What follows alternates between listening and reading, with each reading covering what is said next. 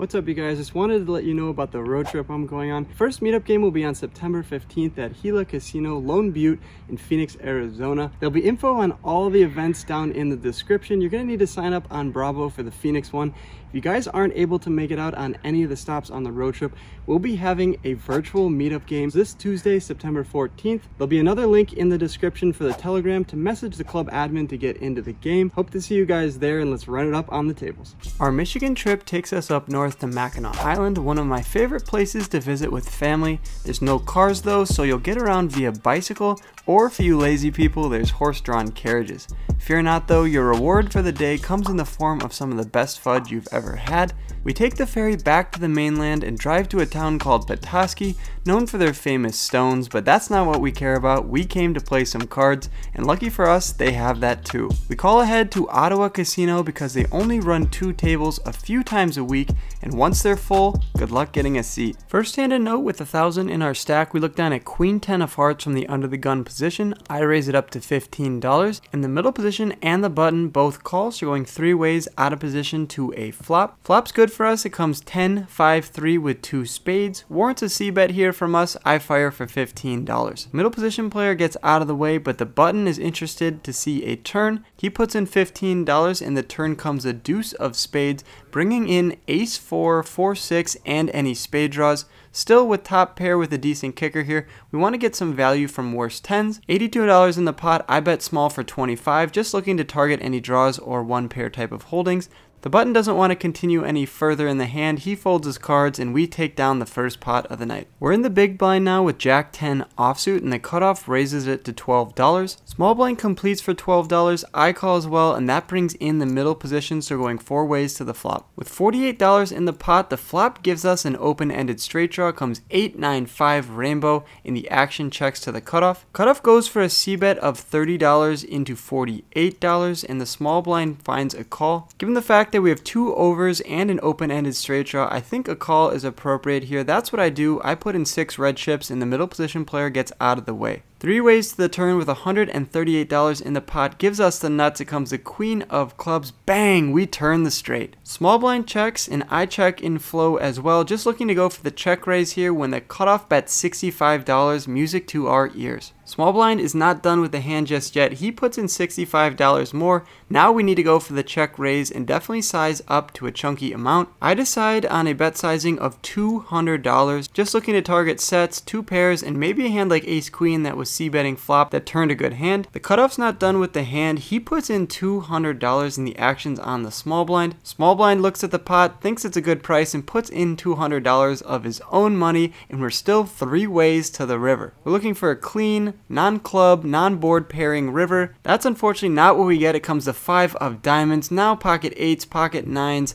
those type of hands are gonna have us beat with a boat. I expect the action to check to us from the small blind, but that's not what he does. He goes all in for $130 and donks into us. The action's on us, and we have an interesting decision between raising and calling. I'm not too sure if a raise is going to get called by the cutoff. However, if we just call here, I think the cutoff could find a call behind us. So that's what I do. I stick on $138, just hoping the cutoff will come in behind us with a hand that we have beat. That's not what happens though. The cutoff folds his cards. Small blind shows ace 9 of spades. Interestingly, he only has 1 pair. Not sure why he's trying to get it in on the river. We turn over our Jack 10 for the queen high straight. That's going to take down this over $1,000 pot here at ODAWA. We're off to a great start in this session already. I love ODAWA Casino. Seems to be a reoccurring theme here in Michigan when the floor comes over and tells me no phones on the felt. No worries though, I have a phone stand in my backpack. I break that out. New view coming up for you guys here in these next few hands. Next hand, we look down at our favorite hand, pocket 7s from the button, or should I say the hand sanitizer bottle. Here at ODAWA, they have no button.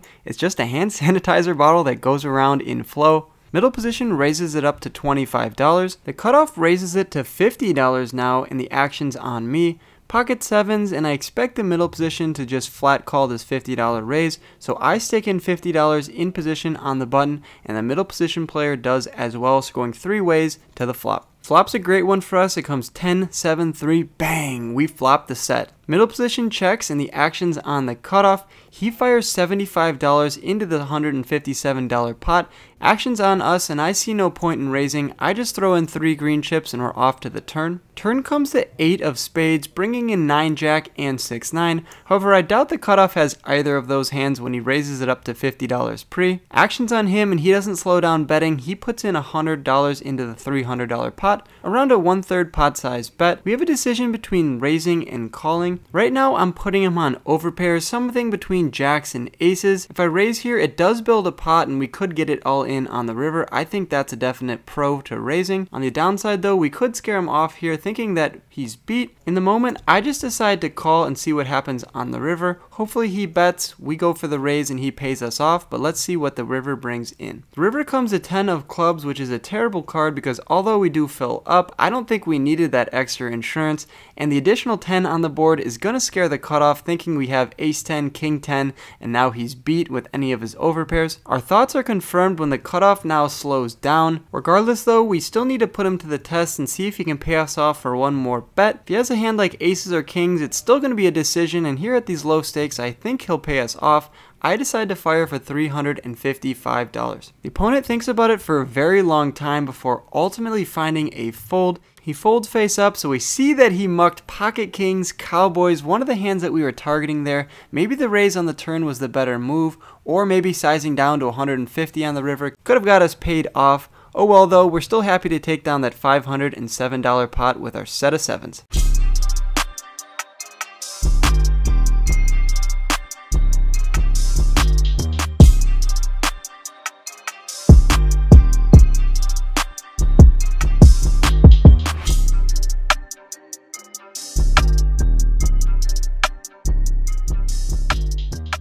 After dragging that nice pot, we're greeted with some more bad news when the floor comes over to us again and tells us if he sees my phone on the felt one more time, he's gonna kick me out of the casino. I state the obvious and say that my phone is not on the felt, it's on the rail.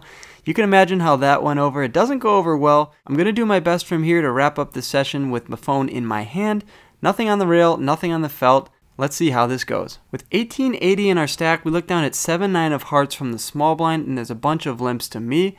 I pop it up to $15. No shortage of action here at Ottawa. We get 5 callers, so we're going 6 ways to the flop, which comes ace 8-5 with 2 diamonds. We have the gutter to the straight. I decide to go for a c-bet here and represent the aces in our range. I bet $15 into the $60 pot, and 2 players put in the call, so we're going 3 ways to the turn. 105 in the pot, the turn comes a 6 of diamonds. Bang! We turn the straight. It's not all good news though, because the 6 of diamonds does bring in the obvious front door flush. Regardless though, they're going to have to prove it to us that they have a better hand. I fire for $65. Fortunately, poker is a 2-part game. 1, you have to make the best hand, and then 2, you have to get value. Here we made our best hand, but when we fire for $65, both other opponents fold. No extra value for us, but nice to take down that pot with our 9-high straight.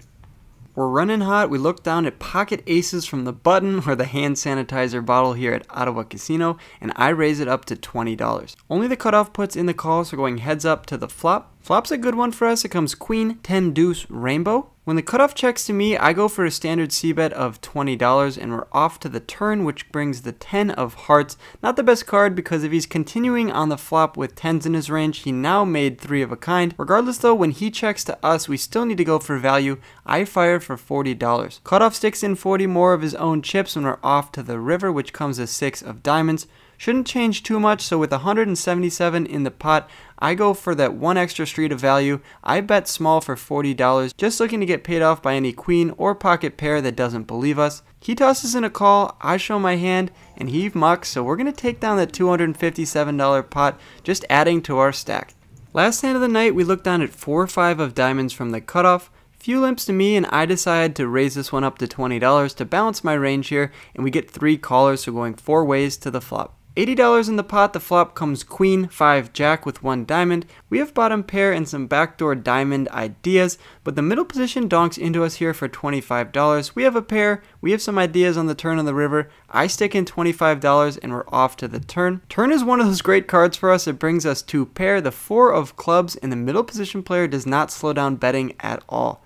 He fires out for $30, which is kind of small. I don't want to play a small pot here with 2 pair. I raise him up to $80, just looking to get extra value from the queens and jacks in his range. He's not done with the hand just yet. He tosses in $50 and we're off to the ace of spades on the river. Opponent checks inflow over to us, and with $2.90 in the pot, I fire for $80, just looking to get one more street of value from any queen. Hopefully he doesn't have ace queen or ace jack, because now that beats us. He tosses in $80, so it's time to show our cards. I turn over my 2 pair, and he probably turns over his 2 pair on the flop, jack 5 of clubs. He called that pre-flop. Nice hand, sir. If you're calling that pre-flop, you deserve to win a pot once in a while. He's going to take down that $450 pot.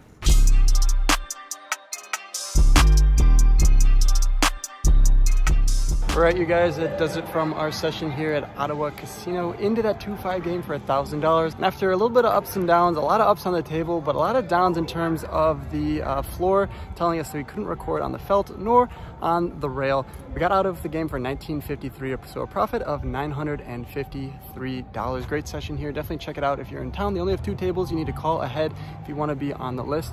As always, like the video. If you're new, subscribe. Check out the rest of my videos, and I'll catch you guys in the next video. Peace. Thanks for watching to the end of my video. Click my head below to subscribe and stay in the loop. See you next time.